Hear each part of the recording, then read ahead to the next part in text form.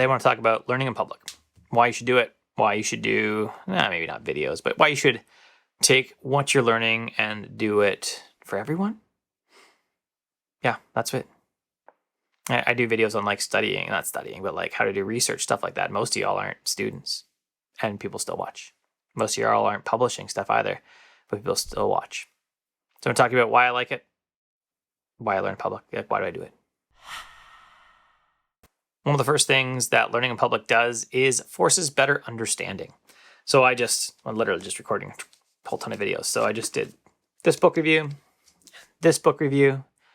and I did something on TickTick, and I did something else. I don't remember what it was. Anyways, but doing all these videos and having to show people what I'm doing, just make sure I understand it, right? I even, with an application called Noteplan 2 a while ago, I did the video, and then partway through the video, I realized that a feature I said didn't exist does exist. I just didn't understand how it worked, right? It had to do with repeating tasks. You probably won't catch it on the video because they edited it out. But it forced me to really understand the application and understand what I was talking about. So honestly, I think that's one of the best reason. That is the reason that I share a lot of what I do. It forces me to understand what I'm doing better, and it gives me an excuse to dig in because I like to dig into things.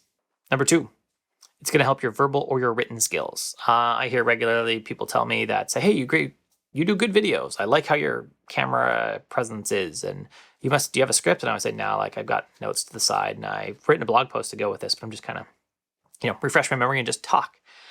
People say, that's awesome. How do you do that, right? And the way I do it is I don't even know how many hundred videos, lots of hundreds of videos. Or they say, you're such a good writer. How do you write so well? And I think, I've got 2,800 blog posts on my site.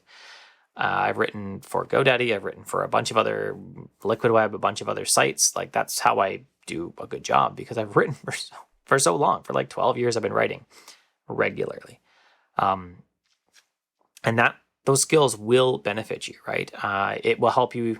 Say you're going somewhere and they say, hey, can you come talk about whatever topic? If you've done videos, if you've done actually talking, sharing your knowledge already, then you will be better at sharing it again in a new setting, even if it's on short order. Another point to that, or aspect of that, is that it's going to help you develop new skills. I started doing video work when I started doing this YouTube stuff. I started editing the videos and trying to do a better job of especially my gear videos, trying to do some more B-roll and other stuff. And that there has brought me more work, right? I met a guy running on the trails and he talked about what he did. He sells pens. He sells I don't even know. So I want to say party favors. That's not it. He sells stuff to businesses. We'll go with that. He sells products. And so he does product videos. He'll do the shooting or he'll get the video and then he needs someone to cut it up for him. And I do that because I met him and because I said I had the skills. And that extra income for the business. Good thing. 3, other people are going to share with you. I am fairly firmly an introvert. So with this whole virus stuff, I'm fine. I'm just fine. It's not been a big deal. The hardest part has not been able to have a babysitter so I can go on a date with my wife. Otherwise, I haven't missed people. This is where I exist most days of the week. And yet, I wouldn't be getting the opportunities I have today without having done some collaborative work, right? Even on my ideal time blocking task manager, I got 10 or 15 recommendations for stuff, and I probably came up with 8. I was like, oh, that's a really good, I've never heard of this application before. Maybe that will work for me. So people shared their knowledge back to me in collaboration. That's, again, a really good reason to be learning in public because people are going to share back to you. Now, I got one just terrible reason, I think, to learn in public. And I saw this, I did some research when I did this, and this one came up a whole ton of times. And I think it's terrible. If you are learning in public to build a YouTube channel, stop. So few people really succeed at YouTube. So too few people really stick with it long enough to make it happen. Right? I've been doing videos more like this for a year and a half now, maybe 2 years. And I've seen other people, I started 2 weeks ago and are 10,000 subscribers. I've got 2,100 as of recording right now. So if I was relying on turning this into a 10,000, 100,000 subscriber channel, if that was the thing that I had to do, and that's why I was sharing to turn this into a business, this is the suckiest business I ever started because I make probably $200 a month, and I get some free iPad cases sometimes. That's it. That's all I get. You can make $114 for the rolling 28 days, according to Amazon, or not Amazon, YouTube right now. And I have about $100 in other affiliate fees, which I'm not going to see for months because it's from like multiple countries. It's going to take like months to get checks because it won't get up over $100. So if you're sharing just to build a channel, to build a following, like I don't know, I guess, but it feels like a terrible idea to me, because most likely you're just not going to stick with it. You got to find another calling, another reason to do it that's going to keep you going when you've produced like a whole ton of videos. And right, my monitor review video I did a while ago has like 1 million thumbs down. And honestly, I don't care. People are like, this isn't a review. I'm telling you what I like about the monitor. If you don't like it, I want to say go listen to somebody else. If you don't like this video, you should just go listen to someone else. That's fine. There's lots of other people out there that you might like. You don't have to like me. Maybe I don't even like you. Final hurdle. I don't know a lot. And I get it.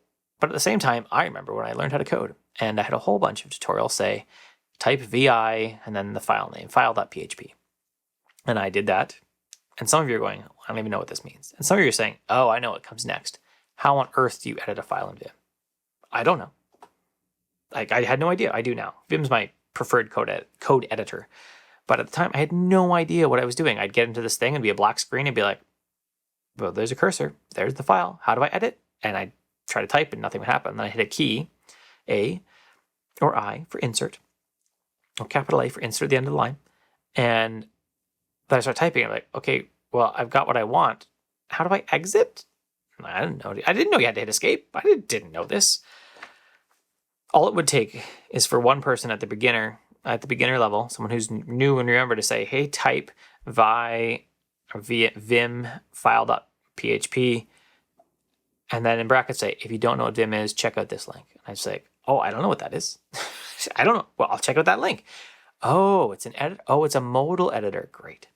So especially when you're at the beginning, you remember what it was like to be a beginner. And so you can tell someone that's one step behind you, oh, here's all the problems I had that didn't work. That's actually one of the reasons that I started sharing at the beginning, because I kept discovering problems in WordPress and having solutions. And after spending like an hour 3 hours trying to search, that no one else had answered this question. So I started answering them and writing down what I had found out. Sometimes I was wrong. Sometimes people smarter than me say, oh, that's a terrible way to do it. Do it this other way instead. But only because I blogged did they comment on it, right? And even that blog brought me a lot of the opportunity to have now, because I networked with people that way. They read my stuff. That's it. That's why I think you should learn in public, mainly for yourself. You should do it because you're going to learn better, because you have to know the stuff, because it's going to improve your verbal skills, your skills, stuff like that, and because people are going to share with you. And if your only goal is to create a YouTube channel, maybe you shouldn't do it. Like, you got to have a better goal than that to keep going. And if you're just starting and you don't know a lot, just teach the thing you know. Teach that one thing. I have a friend, the Funny Carpenter. I'll link it below. And he just started YouTube recently, and he knows carpentry, and he's just doing videos, and I like them. I'm learning stuff, right? I saw him on the trail, and he told me about it. And he didn't know video stuff, but he's doing a pretty good job. I like it. Some of it's a little cheesy. You hear this, man? It's a little cheesy once in a while, but your videos are good. And I like them. They're informative because he knows carpentry. He doesn't know the other stuff. He didn't know the video. He didn't know stuff like that, but he dove in anyways. If you like the video, thumbs up. If you loved it, you can subscribe, then hit the bell. And YouTube will let you know what happens then. And if you really liked it, you can go to patreon.com/CurtisMcHale, where you can support the channel. Have an excellent day.